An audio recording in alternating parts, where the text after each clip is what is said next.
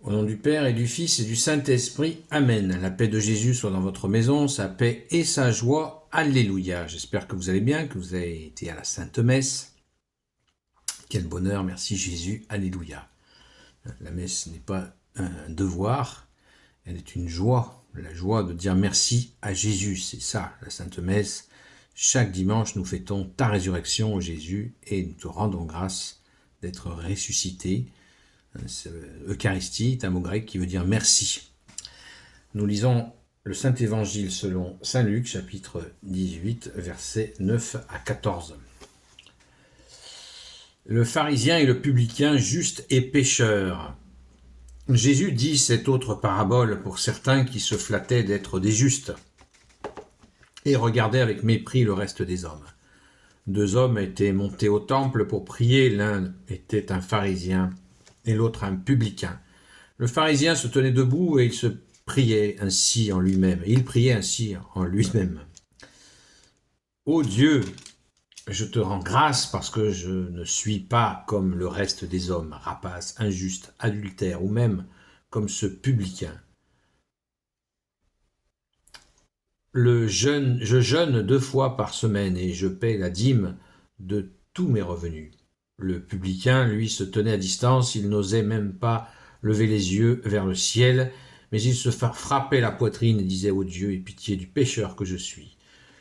Je vous le dis, celui-ci était en grâce de Dieu quand il est descendu chez lui, mais pas l'autre, car celui qui s'élève sera humilié et celui qui s'humilie sera élevé. Merci Jésus. Alléluia.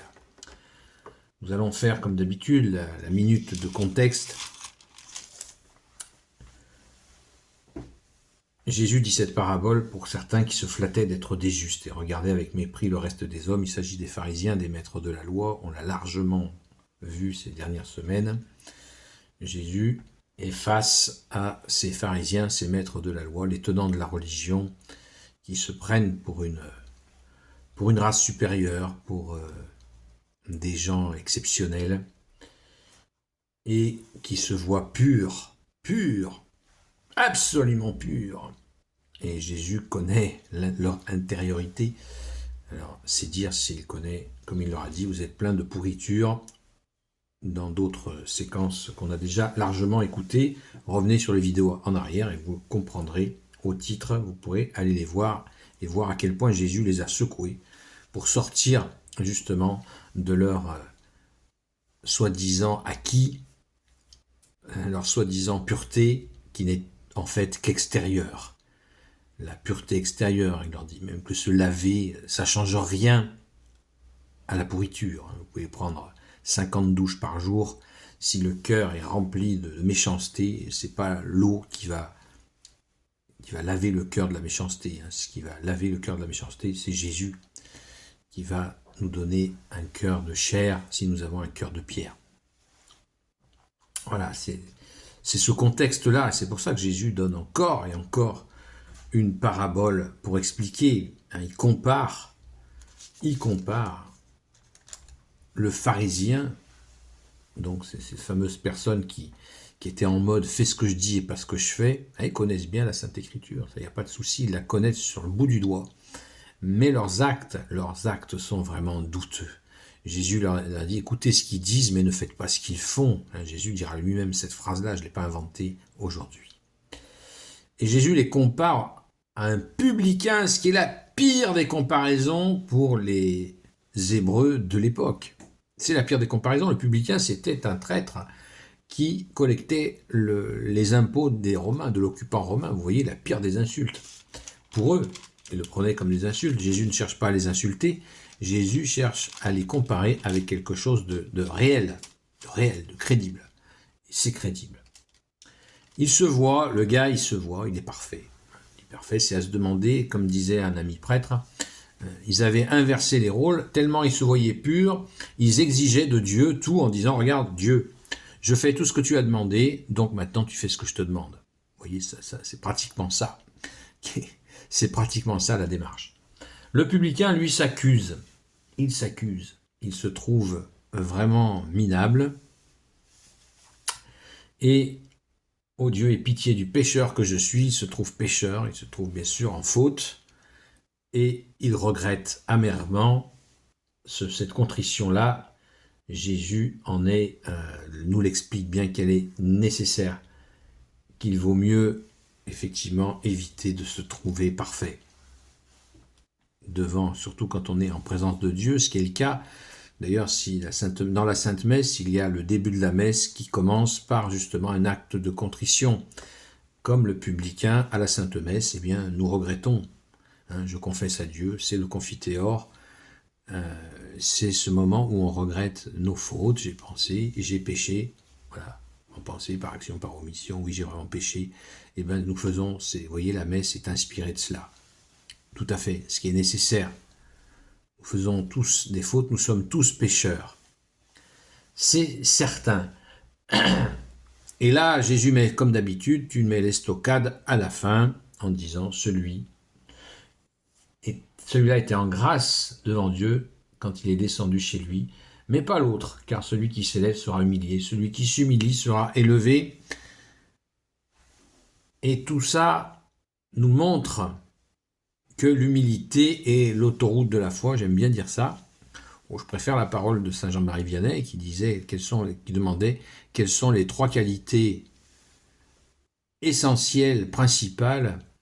Eh bien, il a dit l'humilité, et encore l'humilité, et l'humilité, 3 fois l'humilité, c'est la qualité principale. Merci saint Jean-Marie Vianney pour cette belle parole. Ou alors, saint Jean-Marie Vianney faisait une comparaison avec le chapelet. Il disait l'humilité, c'est la cordelette qui tient les perles du chapelet. C'est l'humilité qui tient tout l'ensemble, qui tient les grâces. Si on enlève l'humilité, les grâces s'en vont. C'est aussi une comparaison exceptionnelle. On a bien vu que le publicain, le pharisien, il a des qualités de connaissance de la foi. C'est très important d'avoir des connaissances, mais on voit que celui qui n'en a pas et qui a une foi justement profonde au point de se voir pécheur. Parce que celui qui a des connaissances, il peut avoir tendance à choper le melon, comme on dit, la grosse tête, disant tellement je suis dans la connaissance des affaires de Dieu, de la connaissance de Dieu, que je me sens irréprochable. Et le publicain, c'est pas son cas. Il ne se sent pas du tout irréprochable. Il sait qu'il fait un boulot qui est pas terrible. Je l'ai dit, collecteur d'impôts de l'occupant romain. C'était un boulot qui faisait que les gens le haïssaient très clairement. N'oublions pas qu'un des apôtres fut publicain, saint Matthieu, et qu'il a accueilli Jésus chez lui, dans sa maison, ce qui signifiait symboliquement en lui, pour être transformé et devenir un des 12 apôtres. C'est merveilleux. C'est merveilleux. Donc, qu'est-ce que l'on fait avec ça? Eh bien, est-ce qu'on doit devenir des publicains? Non, on n'est pas obligé de faire un boulot où il y a une notion de trahison dedans, mais par contre, nous pouvons garder bien évidemment la contrition, l'humilité et surtout rechercher l'écoute.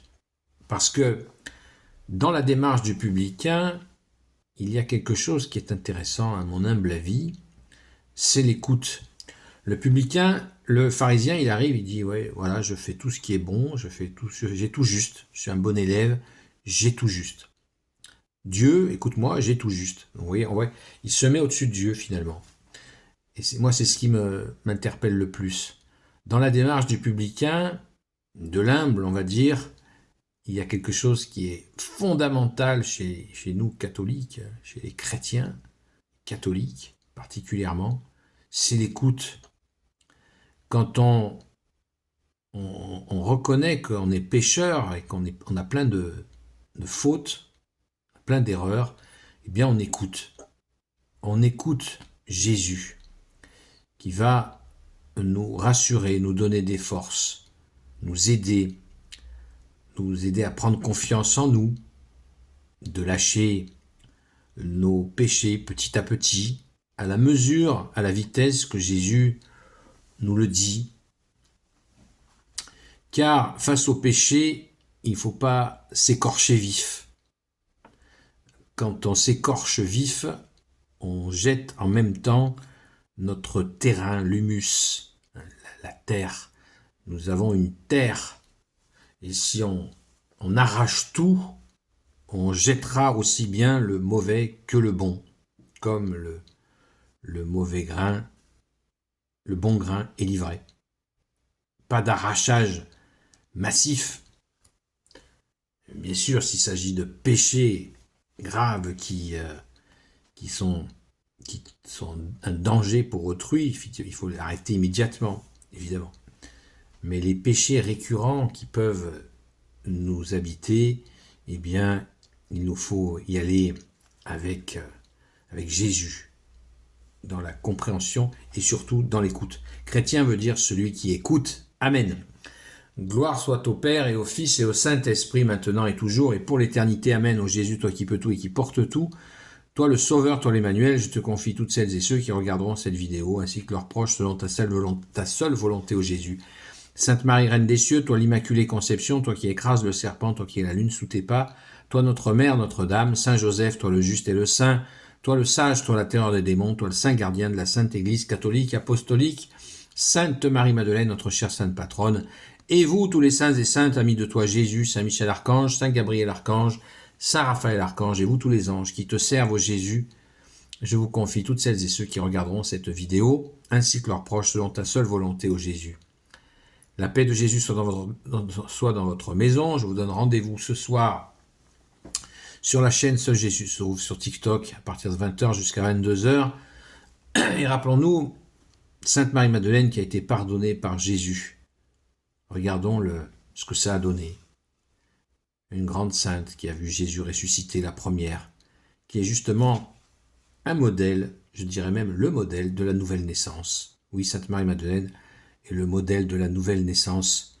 Donc n'hésitons pas à la prier sans cesse pour qu'elle nous aide pour avancer et écouter Jésus. À tout à l'heure, à la grâce de Jésus.